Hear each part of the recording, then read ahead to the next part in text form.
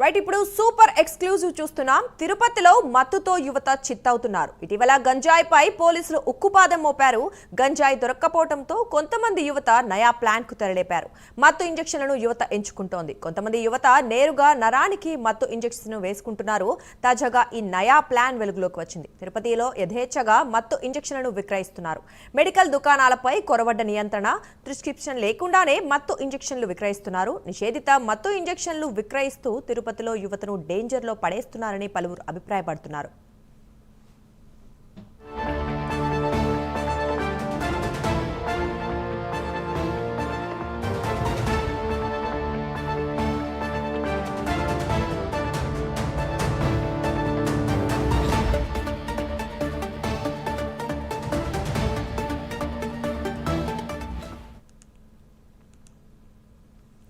తిరుపతిలో మత్తులో యువత చిత్తవుతున్నారు. ఇటీవల గంజాయిపై పోలీసులు ఉక్కుపాదం మోపినా కూడా ఇది మాత్రం ఆపలేకపోతున్నారు. ఇంజెక్షన్ కూడా ఎంచుకుంటున్న సందర్భంగా అసలు నిజంగా తిరుపతిలో ఏం జరుగుతోందనే వివరాలు తెలియజేయడానికి ప్రస్తుతం మనతో పాటు లైవ్ లో ఉన్నారు రవివర్మ. రవివర్మ, చెప్పండి, గంజాయికి నిజంగా తిరుపతిలో యువత ఎక్కువగా అలవాటు పడ్డట్టుగానే మనకు తెలుస్తోంది. ఎంత కంట్రోల్ చేసినప్పటికీ ఇంజెక్షన్స్ రూపంలో కానీ మరేదైనా రూపంలో కానీ ఖచ్చితంగా వాళ్ళు దాన్ని వదలలేకుండా అయితే ఉన్నారని తెలుస్తోంది. మరి పరిస్థితి ఏంటి? ఎస్ దుర్గా, తిరుపతి అనగానే ప్రపంచ ప్రసిద్ధిగాంచినటువంటి పుణ్యక్షేత్రం. దాదాపు 7 యూనివర్సిటీలు కొలువైనటువంటి విద్యా కేంద్రంగా బాసిల్లుతూ ఉంది. అలాగే వర్తక వాణిజ్య రంగాల్లోనూ ప్రాధాన్యత కలిగినటువంటి దేశం, ప్రముఖ పర్యాటకుల క్షేత్రంగా కూడా వెలుగొందుతూ ఉంది. ఈ నేపథ్యంలోనే ఇలాంటి ప్రాంతంలో గంజాయి విక్రయ వ్యాపారస్తులు, అలాగే మత్తు పదార్థాల విక్రయ వ్యాపారస్తులు తిరుపతిని కేంద్రంగా చేసుకుంటున్నారు. గతంలో ఎన్నడూ లేని విధంగా గత 5 ఏళ్ల పాలనలో తిరుపతిలో గంజాయి అడుగడుగున పెళ్లిబెక్కింది. ఈ నేపథ్యంలోనే దాన్ని నియంత్రించేందుకు రాష్ట్రంలో మారినటువంటి ప్రభుత్వం మారినటువంటి నేపథ్యంలో కట్టడి చేస్తూ వస్తూ ఉంది. ఈ క్రమంలోనే ఈ గంజాయి అనేది మత్తు పదార్థం అనేది రకరకాల రూపాంతరం చెందుతూ ఉంది. గతంలో గంజాయి ఆకు రూపంలో వచ్చేది, అలాగే ఆ తర్వాత పొడిగా వచ్చేది, అలాగే ఇప్పుడు బిస్కెట్ల రూపంలో, చాక్లెట్ల రూపంలో రకరకాలుగా వచ్చేది. యువకులను మత్తులో ముంచుతూ వాళ్ళని మత్తుతో పడేసే రకంగా ఉన్నటువంటి గంజాయి, అలాగే హెరాయిన్ వంటి పదార్థాలు కూడా ఇప్పుడు రూపాంతరం మారాయి. ఇప్పుడు ఏకంగా ఇంజెక్షన్స్ వేసుకుంటే ఇంజెక్షన్ రూపంలో మార్కెట్లో దొరుకుతున్నటువంటి దీనికి సంబంధించినటువంటి వ్యాపారస్తులు, వాటి ముఖ్యంగా మెడికల్ షాప్ యాజమాన్యం వ్యాపారస్తులు సైతం వీటి పట్ల నియంత్రణ లేకపోవడంతోనే ప్రభుత్వపరమైన నియంత్రణ ఎలాంటివి లేవు. డ్రగ్ కంట్రోల్ అధికారులు సైతం పర్యవేక్షణ లేదు. దీని కారణంగానే డాక్టర్ ప్రిస్క్రిప్షన్స్ ఏమీ లేకుండానే విచ్చలవిడిగా ఎవరు పడితే వాళ్ళకి అమ్ముతున్నారు. దీని పట్ల ప్రభుత్వం కూడా దృష్టి సారించాల్సిన అవసరం ఉంది. ఎప్పుడూ లేనంతగా గత ఏడాది కాలంలో చూస్తూ ఉంటే రాష్ట్ర ప్రభుత్వం చేపట్టిన చర్యల నేపథ్యంలో గంజాయి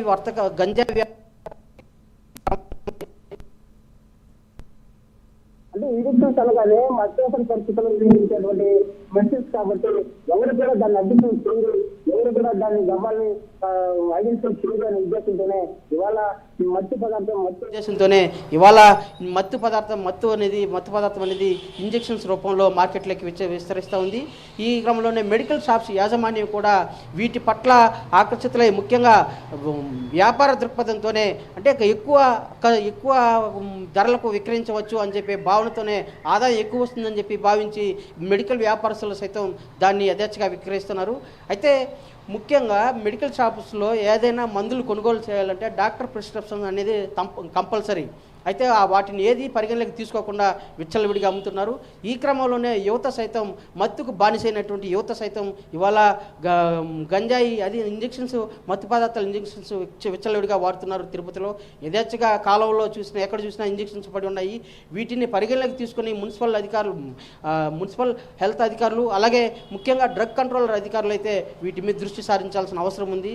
ప్రభుత్వం వీటి పట్ల గంజాయి నియంత్రణ పట్ల లీగల్ టీంలను ఏర్పాటు చేసి ప్రత్యేకంగా చర్యలు చేపడతా ఉన్నా కూడా ఇవి రకరకాల రూపాంతరం చెందుతూ ఇవాళ ఇంజెక్షన్స్ రూపంలో మార్కెట్లోకి విస్తరించడంతో డ్రగ్స్ కంట్రోలింగ్ అధికారులు దీని పట్ల దృష్టి సారించాల్సిన అవసరం ఉంది. అంటే ప్రభుత్వంతో పాటు కింది స్థాయి అధికారులు కూడా బాధ్యతాయుతంగా పనిచేసినప్పుడే వీటిని పూర్తిగా నివారించగలమని చెప్పే భావన అయితే ప్రజల్లో ఉంది. దానికి అనుగుణంగానే అధికారులు అయితే పనిచేయాల్సిన అవసరం ఉంది. ఇవాళ తిరుపతి నగరంలో దాదాపు 7 యూనివర్సిటీలు ఉన్న నేపథ్యంలోనే ఇక్కడైతే ఎక్కువ మార్కెటింగ్ సదుపాయాలు ఉందని భావించినటువంటి మత్తు పదార్థ వ్యాపార వ్యాపారస్తులందరూ కూడా తిరుపతిని ఎంచుకొని విచ్చలవిడిగా ఇంజెక్షన్స్ విక్రయిస్తున్నారు.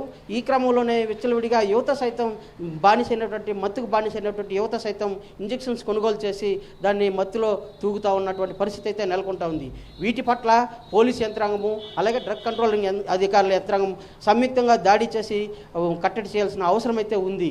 పవిత్రమైనటువంటి పుణ్యక్షేత్రంలో ఇలాంటి పరిస్థితులు దాపరించడం పట్ల తిరుపతిలో ఏ ఇన్సిడెంట్ ప్రపంచవ్యాప్తంగా విస్తరిస్తుంది. దీన్ని దృష్టిలో పెట్టుకొని రాష్ట్ర ప్రభుత్వం దీనిపై ప్రత్యేక దృష్టి సారించాల్సిన అవసరం అయితే ఉంది. పోలీస్ యంత్రాంగము అలాగే డ్రగ్ కంట్రోలింగ్ అధికారులందరూ కూడా సంయుక్తంగా మెడికల్ షాపుల మీద దాడి చేసి ఎలాంటి డాక్టర్స్ ప్రిస్క్రిప్షన్స్ లేకుండానే మెడికల్స్ ఎవరికి ఇవ్వకూడదని చెప్పే నిబంధనలు కఠినంగా వ్యవహరించినట్లయితే చాలా వరకు కొంతవరకు కంట్రోల్ చేసే అవకాశం ఉంది. వాటి పట్ల నియంత్రణ లేకపోవడం వల్లనే ఇవాళ మార్కెట్లో విచ్చలవిడిగా డ్రగ్స్ ఇంజెక్షన్స్ దొరుకుతూ ఉన్నాయని చెప్పేసి చాలామంది ప్రజలు భావిస్తున్నారు. దానికి అనుగుణంగా కూడా ప్రభుత్వం నియంత్రించాల్సిన అవసరం ఉంది. ఇలాంటి వాటి పట్ల నియంత్రణ లేకపోతే మరింత దయనీయ పరిస్థితి మారే అవకాశం ఉంది. యువత మరింత బానిసయ్యే అవకాశం ఉంది. దీనిని గుర్తించి విద్యా కేంద్రంగా, వ్యాపార కేంద్రంగా, ఆధ్యాత్మిక కేంద్రంగా భాషలుతున్నటువంటి తిరుపతి నగరంలో ఇలాంటి వాటిని కంట్రోల్ చేస్తే తప్ప పుణ్యక్షేత్రానికి ఉన్నటువంటి ప్రాధాన్యత పరిరక్షించలేమని చెప్పే భావన అయితే సర్వత్రా వ్యక్తమవుతా ఉంది. ఆ దిశగా ప్రభుత్వం కూడా కృషి చేయాలి.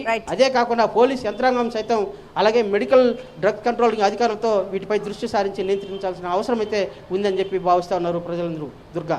Right, thank you Ravi Varma.